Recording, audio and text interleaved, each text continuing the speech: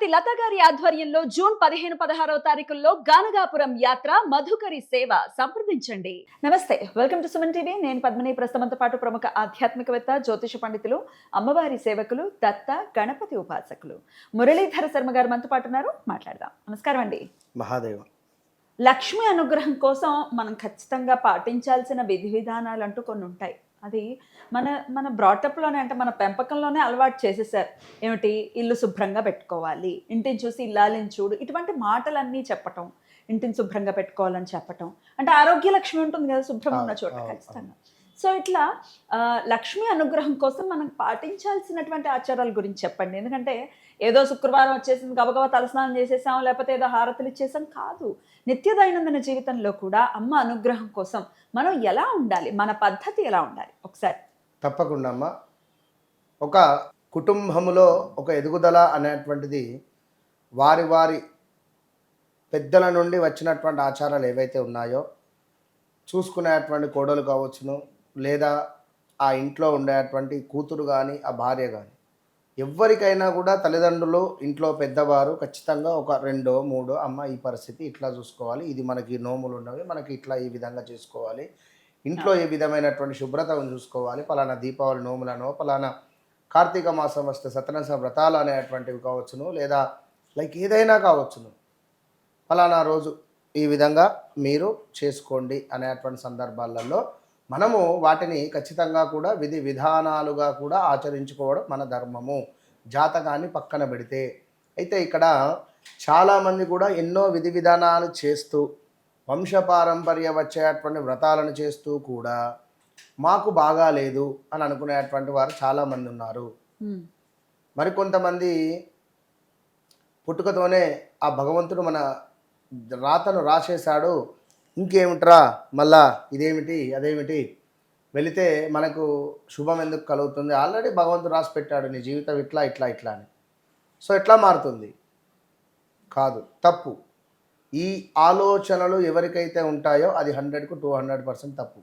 మీరు అడిగినటువంటి ప్రశ్న కంటే ముందు, ఇప్పుడు పుట్టుకతోనే మనకు రాసేశారు ఈ పూజలు ఇవన్నీ ఎందుకు, ఆల్రెడీ నీ జీవితం ఎట్లా ఉంటే అట్లా ఉంటుంది కదా అని అనుకునేటువంటి వారికి మీరు చెప్పే ఉదాహరణ. అట్లా అనుకుంటే ఎట్లా, మన చేతుల్లో ఉంది, ఖచ్చితంగా మనం మార్చుకునే విధానం ఉంది. సో నేను అనేది ఏమిటి అంటే, ఇప్పుడు ఒక 2 కాళ్ళు విరగాలి అని రాసున్నాయి పలానా యాక్సిడెంట్లో. మనం నిత్యము వెళ్ళేటువంటి భగవంతుని ఆరాధనను, మనం చదివేటువంటి శ్లోకాల వల్లనో ఆ కాళ్ళు విరగకుండా చిన్నగా గీతలు పడడమో ఏదో ఒక రకంగా ఉండేటువంటి పరిస్థితి ఉంటుంది. కనుక ఆ విధమైనటువంటి ఆలోచనలు అనేటువంటి పెట్టుకోవద్దు. అయితే ముఖ్యంగా మనకి ఇక్కడ సాయంత్రం దీపారాధన చెప్పబడుతున్నది. మొట్టమొదటిది ఖచ్చితంగా సాయంత్రం దీపారాధన ఇంట్లో వెలిగించడం ద్వారా శుభప్రదంగా చెప్పబడుతుంది. రెండవది ఇంటిని పరిశుభ్రతగా ఉంచడము లక్ష్మీదేవికి మహా ప్రీతి. మూడవది శుక్రవారము లక్ష్మీదేవి పూజ. ఇందులో తప్పకుండా లక్ష్మీదేవి ఆరాధన, తెలుపు రంగు పుష్పాలు, తెలుపు రంగు చామంతి పుష్పాలు, స్త్రీ సూక్తం కావచ్చును, ఇలాంటివి చదువుకోవాలి. అమ్మవారి యొక్క 108 నామాలు. వెనుకటి కాలంలో ఖచ్చితంగా ఎవరైనా ఇంటికి రావడమో, ఇంటి ముందుకి వచ్చేటువంటి వారికి అన్నదానం చేసేటువంటి వారు, లేదా ఒకరికి ఎక్కువగా అన్నం వండేవారు. మనం భుజించిన తర్వాత ఎవరైనా సడన్గా వచ్చినా ఒకరిద్దరికి అన్నం సరిపోయేటువంటి విధంగానైనా వండేవారు. అలా గేసినట్టు వండకూడదు అంటారు. అవును, ఇవాళ రేపు అంతా తరుగుల కొద్ది వండేటువంటి పరిస్థితి ఉంటుంది. అంటే వేస్ట్ చేయకూడదు అనే థాట్ ప్రాసెస్ అది, కానీ ఎవరికొకరు పెట్టడం అనేది అలవాటు చేసుకోవాలి. సో మరొకటి ఏమిటంటే తల్లిదండ్రులను నమస్కరించుకోవడం. తల్లిదండ్రులకు నమస్కరించుకుంటూ మనం చెప్పేటువంటివన్నీ చేస్తూ ఖచ్చితంగా ఇంట్లో శ్రీ సూక్తము అనేటువంటిది ప్రతిరోజు చదవడం ద్వారా మంచి ఫలితం ఉంటుంది. అదేవిధంగా ఇంటి ప్రధాన ఎంట్రన్స్ గడప ఏదైతే ఉంటుందో, గడప కడప లైక్ దానిని ప్రతి శుక్రవారము కూడా శుద్ధి చేసి, కుదిరితే గంగాజలము కానీ, కొంతమేర గోమూత్రం కానివ్వండి, కొంతమేర ప్యూర్ ఆవు పాలు కానివ్వండి వేసి శుద్ధిపరిచిన తర్వాత చక్కగా రంగవల్లి ముగ్గులను పెట్టుకొని నమస్కారం చేసుకొని 4 పుష్పాలను పెట్టుకోండి. ఇంట్లో ఎప్పుడూ కూడా ప్రశాంతమైనటువంటి వాతావరణంగా ఉండనివ్వాలి. ఇల్లును సుగంధమైనటువంటి పొగ అంటే ధూప్ స్టిక్స్ కానీ అగరబత్తులు కానీ ఇంట్లో ఒక సుగంధమైనటువంటి వాసన ఎప్పుడు వెరజల్లుతూ ఉంటే సూపర్ ఉంటుంది. అద్భుతం. ఎందుకంటే చంద్రుడు మనసుకు కారకుడు. అబ్బా అనుకుంటాం. ఒక ఐస్ క్రీమ్ తింటే మనసు ఎంత తృప్తి పడుతుంది.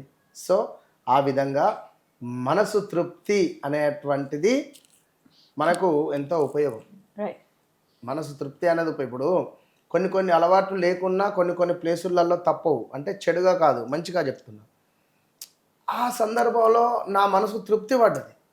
సో తప్పకుండా దానివల్ల మనకు కోటి రెట్ల ఫలితం ఉంటుంది. సో లక్ష్మీదేవి అంటే ఇంట్లో మనకు చిన్నపిల్లల నవ్వు వినపడుతూ ఉన్నా, చిన్నపిల్లలు ఎప్పుడు నవ్వుతూ ఉన్నా, అదేవిధంగా తరచూ గొడవలు జరుగుతున్న ఇంట్లో అది సద్దుమణిగి భార్యాభర్తలలో కొంత ప్రశాంతమైనటువంటి వాతావరణం ఉంది అనుకున్నా, ఇది లక్ష్మీదేవి మన ఇంట్లో ఉంది అని నిదర్శనం. దీపపు కుందే ఉదయం వెలిగించింది దీపము సాయంకాలం దాకా వస్తూ ఉంటుంది. సో చిన్నగా సౌండ్స్ రావడం కానీ అందులో అసలు నైట్ ఇంటికి వెళ్ళేసరికి చిన్నగా వెలుగుతూ ఉంటుంది. మనకు అది బాగా అనిపిస్తుంది, ఆ ఫీల్ వేరే. ఇలాంటి సందర్భాలలో నిజంగా మన ఇంట్లో భగవంతుడు కొలువు తీరాడు అని అర్థము. అద్భుతం. చాలా చక్కగా తెలియజేశారు. మంచి పాజిటివ్ ఎనర్జీ ఇచ్చారు. అలాగే పాటించాల్సినటువంటి విషయాలు కూడా తెలియజేశారు. కాబట్టి ఇవి చేసుకుంటూ ఇంకా లక్ష్మీ పూజలు చేస్తే ఇంకా ఎక్కువ ఫలితం ఉంటుంది అనేది అర్థమవుతుంది. కృతజ్ఞతలండి. నమస్తే. మహాదేవ.